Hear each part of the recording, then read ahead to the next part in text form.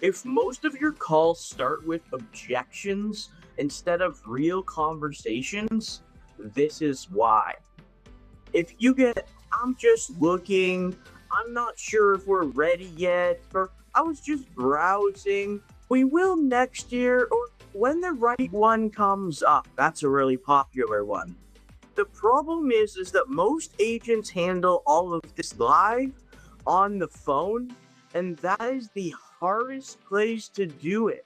It's really exhausting and draining having to do all of that objection handling on the phone. Because what you're trying to do is you're trying to educate, build trust, and move the deal forward all at the same time. And that's a lot to carry into every conversation. Here's what we've learned working with agents: objections aren't rejection. Let me say that again. An objection is not rejection, it's their uncertainty, and they're not certain about things moving forward. And that uncertainty can be handled before the call, not during it. Let me show you what that actually looks like in real practice. So now I want to show you a classic objection that makes agents absolutely shut down and overreact and feel like they're being completely rejected. But we see this on a very regular basis. Now, let's have a look at this lead. So the names are just blurred for privacy reasons.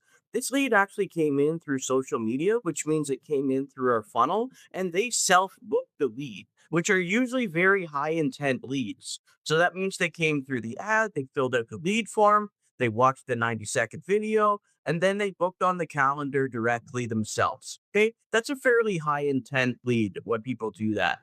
And then, when I'm looking at this lead, it's a great lead. They know their buying power, which means they're pre-approved. Their timeline for purchase is 3 to 6 months. And the price range they're looking at is between 900 to $1.2 million.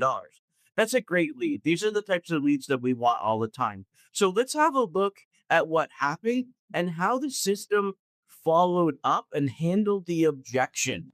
Okay, so let's have a look at this lead here. So lead opportunity was created, and then the appointment was created on the 28th. And then as we scroll down here, let's take a look and see what happened. Okay, so the appointment confirmation went out. Okay, she wants it on the 28th. All good. That's good. Before your call, just make sure you watch that video. That's our VIP. That's our VIP home buyers program. So we want to give them a lot of value up front, so they know who you are and what you offer, and just more information. So when you have that initial call, it's not cold at all. They're very familiar with you and your process. Okay. And then these are just some appointment reminders and some confirmations going out. They're just blurred for privacy. Speak to you in an hour. Okay, everything's good. Perfect. Perfect. It's all good. And then boom, right here, the dreaded reschedule. This is where this is where real estate agents really overreact. And this isn't an objection. This is just not now, right? So as soon as this went out, this is a classic example of what real estate agents do. When works best for you? Basically immediately after. What happens when you as a real estate agent do that is you actually lower your status delta and you lower your authority in their mind. It kind of looks like a little bit desperate. I know you're trying to be helpful, but it actually changes your status delta quite a bit. So we want to work on that for sure. We've worked with this real estate agent to say, hey, like that, don't say that. Allow the system to rebook it for you. Okay. So then the opportunity was updated. It said, hey, Shannon, we were scheduled to speak, but unfortunately, I was unable to reach you. And, it happens from time to time. It's most likely an oversight. It's not a big deal, right? So, what we want, so instead of ignoring or pushing back, the system responds calmly. It answers the questions and just lowers the resistance, right? So, it changes the whole tone of the conversation. So, by the time that you talk to them, they're already more comfortable. We're not coming from a place of desperation and that we have to book them. We're coming from a place of value and that we understand that life gets busy, right? So this is a great lead. We just like it just that they didn't particularly work for them. Okay. So if we continue to scroll down, let's see how long it took them to rebook.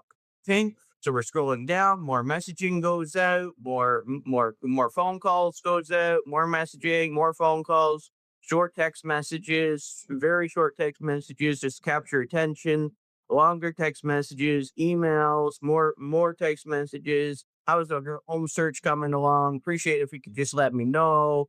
Hey, are you still looking? Another call goes out, and boom. Okay, now the next appointment is created. That was like 2 weeks later, right? So the system continues to follow up all automatically. There's no input that you need to do, right? So the new appointment was created. All right. How many real estate agents here that are watching this would have probably given up long before that, right? Obviously, most people would have. But the system stays calm, it stays professional, and just keeps following up all automatically. So you're not having to do any of that yourself, and then it says, okay, just it gets the appointment confirmation before your call. Watch this video, and then she says, all good. Okay, just make sure we're on the same page for tomorrow. How many bedrooms are you looking for your next place? 4 to 5. How many bathrooms? We're just reconfirming details. We already knew these, but we want to reconfirm it because it's been quite a while.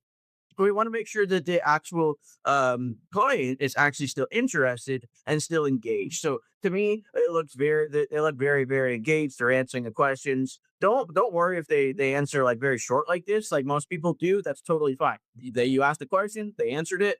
Don't look into it more than that. Appointment created. Okay, boom, all good, love it, and thanks for confirming, Shannon.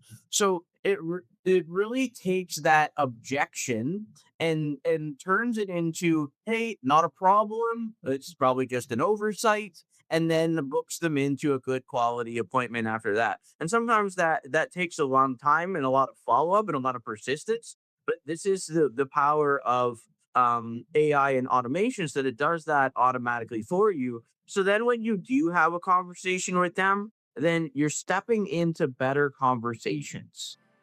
So by the time you talk to these leads and these appointments, they're already more comfortable. You're not fighting objections anymore. You're stepping right into better conversations.